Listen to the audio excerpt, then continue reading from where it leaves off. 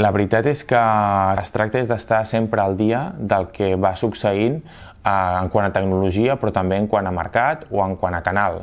Sempre estic cercant noves línies de negoci, per exemple, ja sigui utilitzant noves tecnologies o també nous mercats, o veure què està succeint a altres països, o la manera també d'oferir uns altres serveis diferents. O sigui, no només està enfocat a tecnologia, sinó que també està enfocat a el que és l'àrea de negoci. Clar, i quan estava estudiant no m'hagués imaginat mai que arribaria a fer el que estic fent ara mateix. Al final també m'ha anat portant, la meva carrera professional m'ha anat portant, i sobretot ha sigut la inquietud d'anar aprenent sempre. Soc una persona que sempre m'agrada estar al dia i estar a l'avantguarda del que està passant.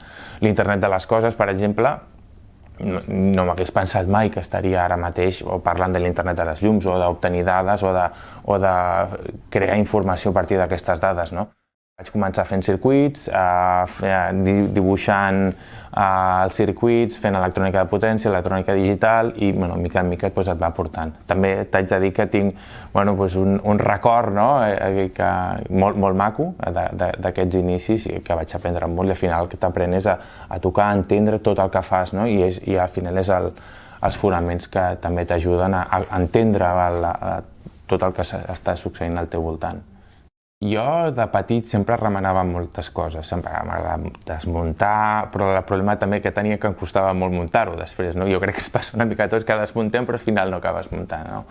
Jo vaig acabar estudiant enginyeria electrònica també una mica per casualitat. Jo tenia sempre inquietud per fer, i el meu pare em va ajudar i em va orientar. I ostres, va dir, mira, crec que la informàtica o l'electrònica són sectors que hi haurà demanda, i també, vist que jo tenia aquesta inquietud, em va ajudar a triar.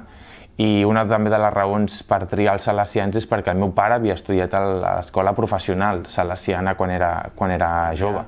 Sabíem que és una bona escola, també de caire molt pràctic, que crec que és un dels diferencials que té a l'EUS.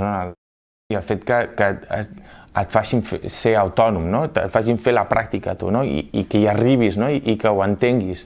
Jo crec que és fonamental per estar preparat de cara a l'empresa. Jo vaig tindre la sort que tot just sortir vaig començar a posar en pràctica tot allò que havia estudiat. Ha sigut una trajectòria bastant, que hi dic jo, de constància, però alhora també de sort i estar en el lloc que toca en el moment adequat. Jo vaig començar treballant a Holanda, a Philips, una empresa que és líder a nivell mundial.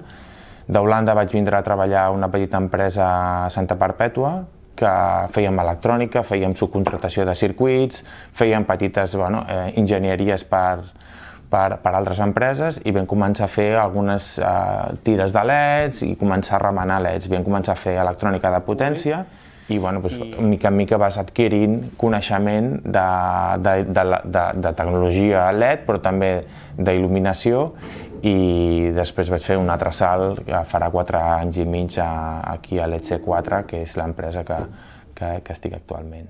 Tinc un record molt maco, perquè al final coneixes gent nova, comences a relacionar, i estava a la ciutat, jo soc més d'un poble, i tinc un record d'estudiar molt, perquè vaig estudiar moltíssim, però també tinc un record dels companys, que hi ha diversos companys, som una colleta que mantenim la relació i ens veiem tot sovint, ens coneixem amb les famílies i els nens, i la veritat és que tinc un record molt bo de les classes, de les pràctiques, però també del temps lliure, de l'hora de descans, del bar de la Maria, que anàvem sempre a prendre alguna cosa després de les classes. Al final tinc un molt bon record de l'EUS.